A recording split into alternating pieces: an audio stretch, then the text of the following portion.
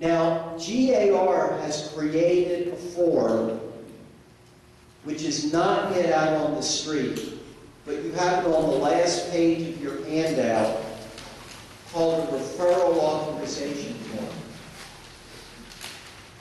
And I want to talk to you about the form, and I also want to encourage you to change the form. And here's why. First of all, one of the things you'll notice about this form is it says in bold-faced type, broker agrees not to charge the undersigned any fee or cost whatsoever for making the referral. And that's in bold-faced type. Everybody see that? There is no requirement that you tell the consumer that. Why are we making this the focus of the form?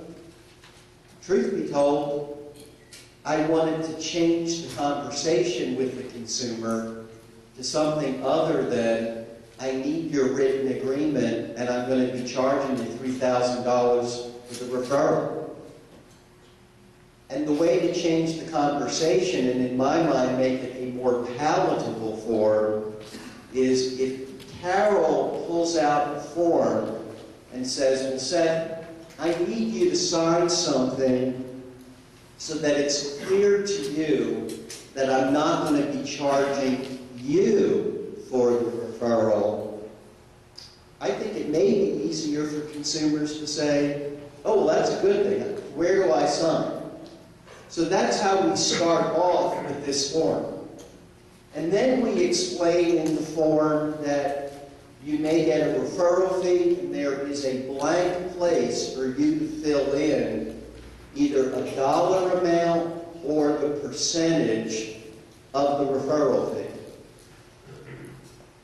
The way our GAR forms work is you're not allowed to alter our forms without taking off of the form the GAR logo.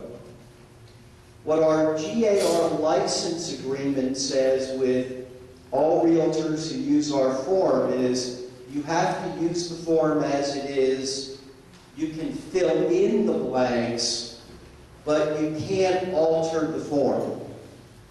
Well, if it were me, I don't think you want to be filling in that your commission is going to be $3,250 for making the referral.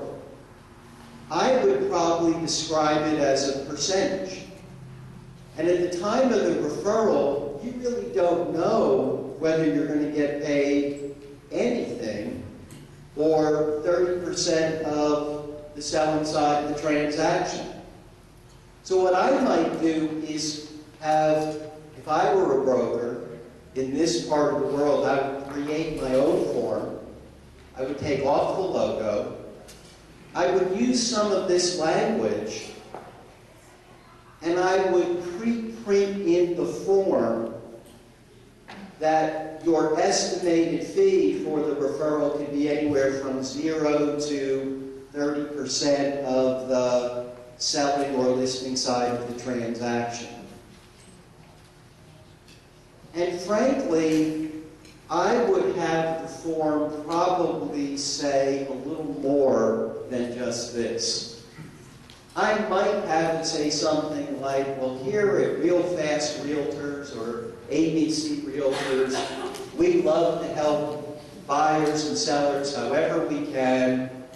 And in helping you, we are always available to make referrals if you are buying property in another part of Georgia or in another part of the United States.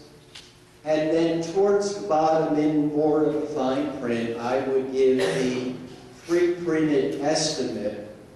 And I would probably include the bold-faced disclosure that this is to make it very clear that the consumer does not have to pay a dime for this referral. And unfortunately, the reality is we have a tremendous amount of referrals going on. We have a huge amount of relocation. It's a huge $1 trillion national industry. but very few consumers really understand how it works. This is not going to impact the major national referral companies who by and large are brokers in states other than the state of Georgia. So what some of the brokers were trying to do in South Georgia, I'm not sure that they really are accomplishing. But what I do know is we now have to figure out how to make lemonade out of the lemons that are sitting at the table. Now, are there any questions about this first part? How many people like the form? How many like the law? How many don't like the law? Well, I can tell you, I did not even see the law till after it was adopted. And normally, if it's a controversial law, GAR would send it to me and say, give me your opinion on this. I think this was one, frankly, where the committee at GAR that was involved with this didn't appreciate the full consequences of it. I happen to think that there may be an opportunity to change this at our next legislative session. But for that to happen, if you don't like it, and obviously that's what you're indicating, you should let we have any state directors here in the room? Is that Carol? No, we have more. We've got Sam and several. Well, I think this is an issue, frankly, for state directors. Were you aware of what this said before? No. It went into effect July 1st. We've not said a whole lot about it because the Georgia Real Estate Commission has proposed a regulation to interpret the law. And they've indicated privately that they're not going to start enforcing anything until after October 15th. Now, what day is today? 16th. Yeah. Everyone hears this loud and clear. Okay, let me tell you about the second change, which I think some of it is also not the best news, and some of it may be okay news. And let me again read it to you, going back to the unfair trade practices. It really says two things. And let me just, you can read it, but frankly, if I read it, you'll then look up and you'll say, well, that sounds like legal gobbledygook. It basically says that you have to disclose anything you get paid in a real estate transaction. And it says you also have to disclose anything you pay out in a real estate transaction. That's what the law says. And frankly, when this part of the law was written, it caused a tremendous amount of confusion because realtors started asking some really hard questions. Like, well, if I go to a subdivision and I'm given a nice dinner, do I now have to disclose that if my buyer then buys a house in the subdivision?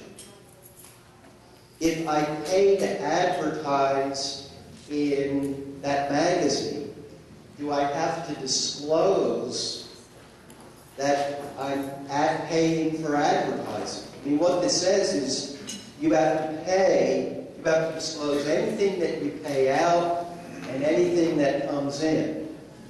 Now, certainly what it clearly applies to would be something like a real estate bonus.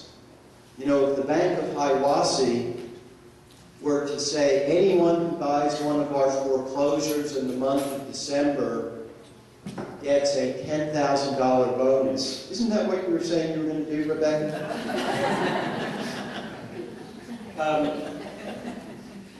If you want to make an announcement to the group, you have